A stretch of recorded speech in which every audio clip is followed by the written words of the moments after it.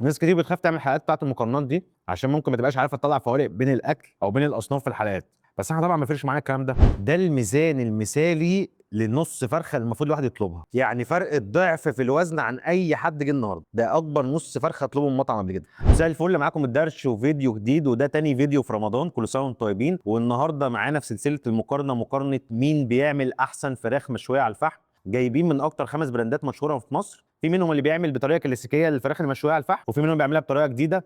هنشوف الكلام ده كله مع بعض، خصوصا الاسعار مختلفه قوي النهارده، بتبدا من اول 200 جنيه لحد 300 جنيه. يلا نبدا مع اول واحد جه معانا النهارده. اول واحد وصل معانا النهارده وهو بريجو، جاي بسعر 205 جنيه. احنا طلبنا من كل البراندات نص فرخه مشويه معاها رز، فبريجو جاي بسعر 205. انا قلت والله يجي اغلى واحد النهارده، بس فاجئني. عايز اقول لكم قبل ما افتح بريجو ونجربه مع بعض ان بريجو اكتر حاجه بتميزه هي طعم التتبيله المختلفه اللي هو بيعملها للفراخ. يعني لو دقت فراخ مشويه من عند ناس كتير لازم تجربها من عند بريجو، لان هو مختلف تماما في تتبيله الفراخ المشويه عنده. ده كده شكل الاوردر اللي جاي من عند بريجو، النص فرخه صدر والورك، شكله حلو قوي. وكمان هو جايب كده علبه طحينه وواحد عيش شامي، بس الباكينج بتاعه حلو قوي بصراحه. نص الفرخه جاي من عند بريجو، وزنه 313 جرام، عامله 600 جرام بعد الشوي. يعني هو الفرخه عنده مثلا قبل التسويه كام كيلو؟ يعني فروج صح مش فرخه، ماشي، هي حجمها صغير شويه، وسعر 200 جنيه او 205، فكده معناه ان الفرخه عامله 400 جنيه او 380 كده يعني، فالسعر ده بالنسبه لي غالي. بس تعالى نجرب بقى الفرخه، نشوف التتبيله بتاعتها، ريحه الشوي. تعالى بقى نقطع الاول من الورك كده، هي مستويه وجايه في صوص كده. عايز بس اشوف بس الفراخ نظيفه ولا ايه، فايه. لا بصراحه الفراخ جايه نظيفه، فيهاش دم خالص، فيهاش ريحه زفاره. تعال نجربها. التتبيله بتاعت الفراخ جايه طعمها حلو قوي، ومساعد التتبيله انها توصل للفراخ جوه، ان الفراخ نفسها حجمها مش كبير، فطعم التتبيله واصل للفرخه كلها. والورك جاي في صوص كده، والسوا بتاعه مع التتبيله طعمه عالمي. بس تعالى بقى نجيب ايه، بطاطس مقليه. دي فرنش فرايز كده بيتي قوي، اسمها فريتا، لقيتها كده في السوق فقلت نجيبها نجربها. اللي عاجبني قوي في البطاطس دي ان هي مش شيبس، هي جايه كده عامل زي البطاطس البيتي، وفي نفس الوقت هي مش شايله زيت وبتقرمش كده، فموضوع لذيذ قوي بصراحه. فقلت نجربها النهارده مع الايه، مع الفراخ. حط كده شويه، هناخد بقى من البطاطس دي. عايز اقول لكم ان ده الطعم بتاع السي سالت، فانا حاولت ما احطش من الاطعمه دي عشان ما ياثرش على طعم الفراخ. عجباني قوي الفكره بتاعت البطاطس دي، الفراخ جايه طعمها خطير. امم عالميه. انا نخش بقى على تاني واحد. تاني واحد وصل معانا النهارده وهو تيكا جاي بسعر برده 205. انا شاكك ان البراندين تبع بعض بس مش عارف بصراحه، فلو حد عارف يبعت.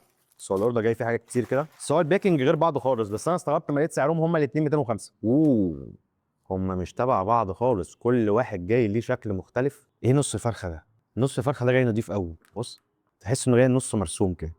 بص الورك ده مش واخد حقه، بص اصلا هم مقطعين الورك عامل ازاي، يعني بص العظمه في الاخر، الشكل بتاعها يجوع والله. نص فرخه من عند تيكا جايبه وزنه 365 جرام واكتر بحوالي ب 50 جرام من بريجو. يعني الاثنين بسعر 205 اوكي، بس فرق الوزن 50 جرام، فدي حاجه تحسب قوي لتيكا.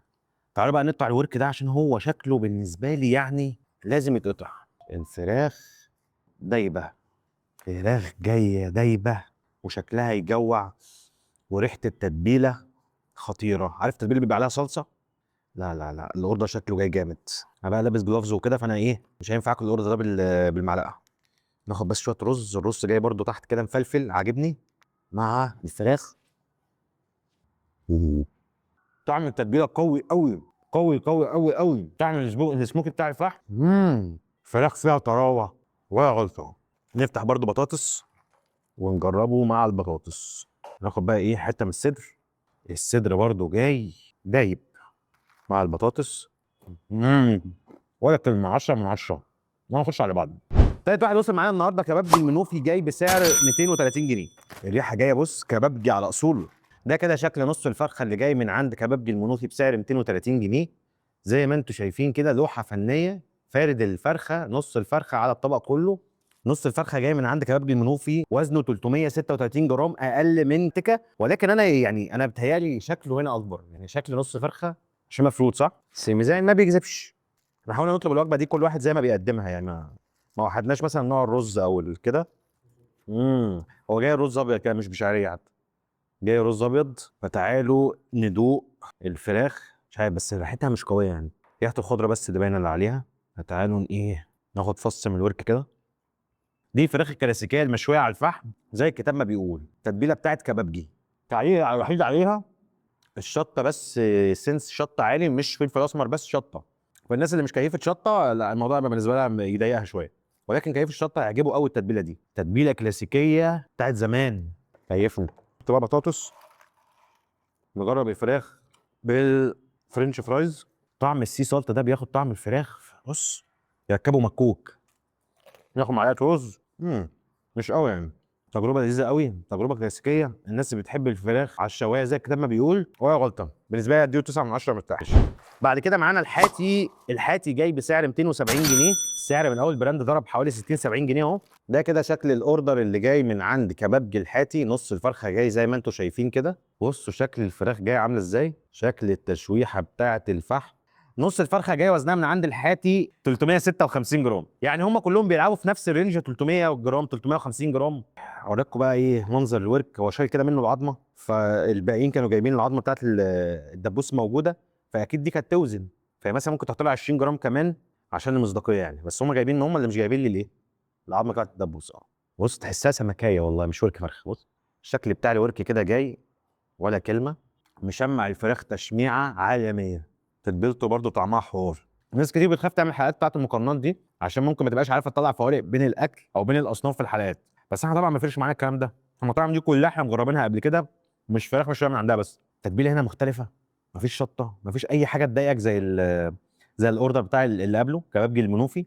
اللي كانت حاجه مضايقاني هناك الفلفل والشطه، هنا ما في فلفل والشطه ما فيش، التتبيله هاديه عايمه كده مع الفراخ وفي تتبيله الفراخ، وواخده تشميعه كده على الفحم، اللي واقف مسويها ده راجل معلم، يعني هو فطر وبعد كده سواها. انت عارف لو كان لسه صايم وسواها كان ايه اللي حصل؟ هتطلع حلوه.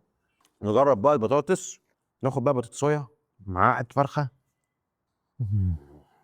قول يا ابني، حط مع فرقه الكسبانين 10 من 10. اخر واتقل واحد جه معانا النهارده الدهان بسعر 280 جنيه، جايب كده حله رز صغيره، عيش، طحينه، مناديل وشوكه وسكينه ومعلقه، والنص فرخه. في حاجه شكلها غريب قوي على وش الرز ده، فانا تعالى نفتح الرز الاول عايز اشوف ايه اللي على وش الرز. اوبا بص جايب على وش الرز كده كبده، برضه الفرخه مش حلوه مش تكسب. ده كده شكل اوردر النص فرخه من عند الدهان، شكله مش سايب لي اي كلام اقوله. بص تحس انها فرختين مش نص فرخه. هل هيبقى منظر بس ولا لا؟ ده اللي هيشوفه الايه الميزان. انا بتهيألي هو مش محتاج اوزنه، ده بجد والله ما شاء الله ما شاء الله. ده الميزان المثالي لنص فرخه المفروض الواحد يطلبها. نص الفرخه من عند الدهان وزنها 600 جرام، يعني فرق الضعف في الوزن عن اي حد جه النهارده. بصوا ما شاء الله نص الفرخه عامل ازاي، ده اكبر نص فرخه اطلبه من مطعم قبل كده، بسم الله ما شاء الله. والله نص فرخه عافيه بقى، بحسها فرخه امهات. تعالى بقى نقطع الورك كده. اوه ايه ده يا راجل، وكمان مش مفيش دبوس، يعني الدبوس مش موجود، هو قطعه، يعني كنت حاطط دبوس كان وصل 620 جرام صح. بص انا مش عارف اقول ايه والله. بصوا المنظر، بصوا الورك محمل ازاي. والله طعم التتبيله جميل في بقي، ما خدناش حته كمان من الشماعه. بصوا الفص بتاع الفرخه جاي نضيف نظافه، بص الفراخ جايه لونها ابيض وفي نفس الوقت طعم التتبيله موجود. ناخد بقى ايه شيبسي كده، بس مفيش مكان ايه نرمي فيه شيبسي، صعب المقارنه والله. انت بتاكل من الورك تحس ان انت بتاكل من الصدر من كتر اللحم، ده كل ما جربناش ناحيه الصدر. بص الصدر عامل ازاي، حلقه صعبه صعبه صعبه. ده عامل شديه تقييم، تعال نشيله واقول لكم هنعمل ايه. بالنسبه لي الاوردرات النهارده جايه مستواها عالي قوي، ولكن انا عندي شقين. اول حاجه اكتر واحد قيمه مقابل سعر جه النهارده بالنسبه لي وهو الدهان، جاي فعلا سعره غالي 270 280 جنيه، ولكن الميزان بتاعه جاي حوالي 600 جرام، وده اتقل الضعف من اي حد جه تاني بسعر 200 جنيه. فانا بالنسبه لي الدهان اكتر واحد قيمه مقابل سعر، هتدفع فرق 80 جنيه وتاخد ضعف الوزن، فبالنسبه لي عالمي. التتبيله بتاعته كانت جايه محترمه قوي، طعمها جميل، ولكن اكتر تتبيله خطفتني النهارده كانت من مكانين. اول مكان وهو تيكا. تيكا جاي التتبيله بتاعته مختلفه جدا، خد 10 من 10، طعمه حلو قوي، سعره 205، اي حد ممكن يجيبه، السعر بتاعه كويس شويه، ولكن الفراخ صغيره. وتاني اكتر واحد عجبني برده موجود معاه النهارده، يعتبر هم في نفس التقييم بالظبط، هو كبابجي المنوفي، جاي التتبيله محترمه قوي، بس مشكلتي معاه الشطه او الفلفل الاسمر الزياده. فانت لو هتروح قيمه مقابل سعر هتاخد الدهان وش، لو عايز تستطعم تتبيله جديده او تدوق طعم تتبيله جديده فهتروح عند تيكا، لو عايز الطعم الكلاسيكي بتاع الفراخ المشويه على الفحم هتجيبه من المنوفي. ده كده كان فيديو النهارده من الدرش، وفريتا هو سبونسر فيديو النهارده. ناس محترمه قوي، مقدمين البطاطس بشكل جديد، وكمان مقدمين البطاطس لو فات. يعني البطاطس دي مقليه، ولكن مش مقليه زي البطاطس احنا عارفينها كميه الزيت اللي فيها، يعني هي اقل بنسبه 80% من الفات بتاعها. يعني العلبه دي كلها بعضها حوالي عامله 200 كالوري. فحاجه كويسه جدا. انا عاجبني قوي المنتج، طلبته اونلاين، وفي نفس الوقت الناس تواصلوا معايا، وان شاء الله هعمل له فيديو قريب، استنوه بالاطعمه بتاعته كلها. كان معاكم الدرش، سلام.